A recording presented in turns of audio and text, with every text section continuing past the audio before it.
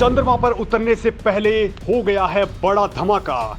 चंद्रयान 3 के डेटा भेजने के दौरान ये क्या हुआ? वैज्ञानिकों को मिला वो सिग्नल जिसका 40 साल से था इंतजार। अब सुलझेगा दुनिया का सबसे बड़ा रहस्य। पूरी दुनिया हुई हैरान। जी हां दोस्तों, भारत का चंद्रयान 3 आज चंद्रमा पर लैंड कर जाएगा। आज वो ठीक 6:04 के ऊपर चंद्रमा पर उतरने वाला है। पूरी दुनिया चंद्रयान 3 की लैंडिंग को देखने के लिए इंतजार कर रही है। अब तक चंद्र मिशन ने एक भी ऐसी गलती नहीं की है कि इस मिशन में जरा सी भी चूक हो जाए, क्योंकि दोस्तों भारत का ये महत्वाकांक्षी मिशन चांद की सतह को छूने को बेताब है। तो अब अंतरिक्ष में कुछ ऐसा हो गया है जो पिछले 40 सालों के अंदर बिल्कुल भी नहीं हुआ था। देश के टॉप वैज्ञानिकों को आखिरकार वो सिग्नल्स मिल ही चुके हैं जिनका इंतजार दुनिया 4 दशकों से कर रही थी। यानी दोस्तों भारत का स्पेस मिशन दुनिया में तहलका मचाने को बेताब है। चांद का सबसे ताजा और धमाकेदार अपडेट दोस्तों मैं इस वीडियो के अंदर आपको बताने वाला हूं, जिसे जान करके दुनिया के वैज्ञानिकों के बीच भी धमाल मच चुका है, क्योंकि दोस्तों उन्हें वो चीज मिल गई है जिसका वो अब तक इंतजार कर रहे थे। दुनिया की सबसे बड़ी अनसुलझी पहेली अब सुलझने की ओर आगे बढ़ चुकी है, क्योंकि दोस्तों ये सिग्नल उस वक्त मिल रहे हैं जब हमारा चंद्रयान 3 चांद के ऊपर लैंडिंग करने को बेकरार है। तो दोस्तों आखिर में ये क्या मैसेज मिला है और ये क्यों बड़ा धमाका मचाने वाला है, इस वीडियो में लगातार ये बातें जानने वाले हैं, लिहाजा मेरे साथ आप बने रहिए।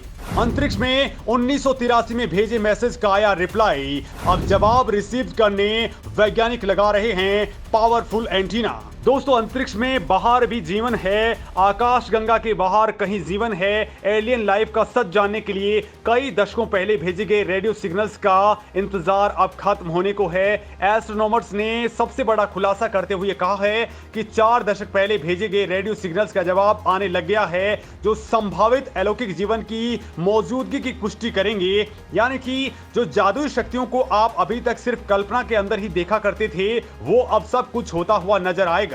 दोस्तों जापान ने इसको लेकर के बड़ा खुलासा कर दिया है। जापानी समाचार पत्र अहासी शिंबुन की एक रिपोर्ट के मुताबिक प्रोफेसर मासाकी मोरिमोटो और हिसाशी हिराबाशी ने 15 अगस्त 1983 को अंतरिक्ष में रेडियो सिग्नल्स की एक सीरीज प्रसारित करने के लिए अमेरिका में स्टैनफोर्ड यूनिवर्सिटी के एंटीना का इस्तेमाल किया था।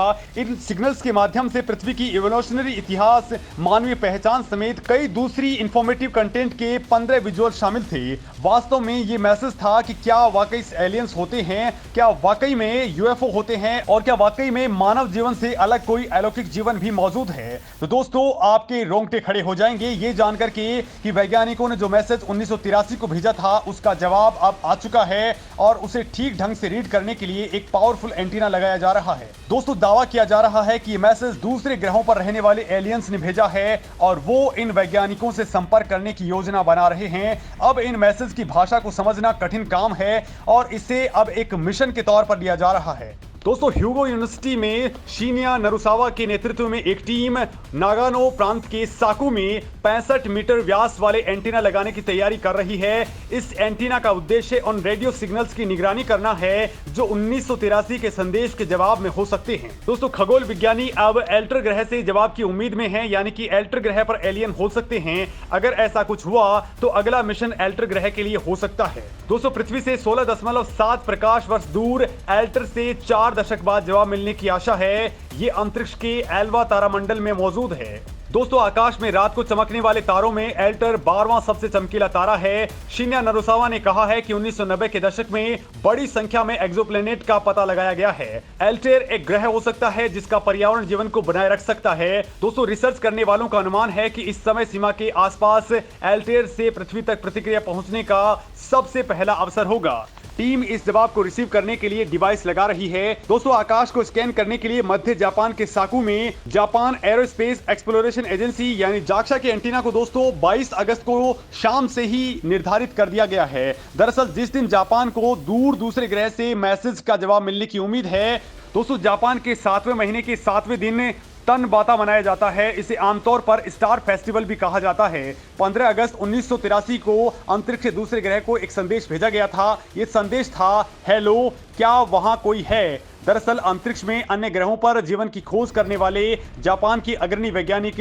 मासाकी मोरिमोटो ने टोक्यो यूनिवर्सिटी की टोक्यो एस्ट्रोनॉमिकल ऑब्जर्वेटरी में काम करते हुए ये संदेश प्रसारित किया था। इस संदेश का जवाब 4 दशक बाद अब आने की उम्मीद है। हालांकि दोस्तों प्रोफेसर मासाकी मोरिमोटो अब इस दुनिया में नहीं हैं। उनका निधन 2010 के अंदर हो गया था। उनकी टीम का हिस्सा रहे 58 वर्षीय शिन्या नरुसावा को दृढ़ विश्वास है कि धरती से दूसरे ग्रहों के ऊपर भी जीवन है और दोस्तों उनकी इंटेलिजेंस धरती के मुकाबले बहुत ज्यादा हो सकती है। यानी कि दोस्तों जिस वक्त हमारा चंद्रयान 3 चांद के ऊपर लैंड कर रहा है उसी वक्त ये सिग्नल्स अंतरिक्ष में आने वाले हैं, लिहाजा भारत के लिए भी ये बड़ा अवसर होगा।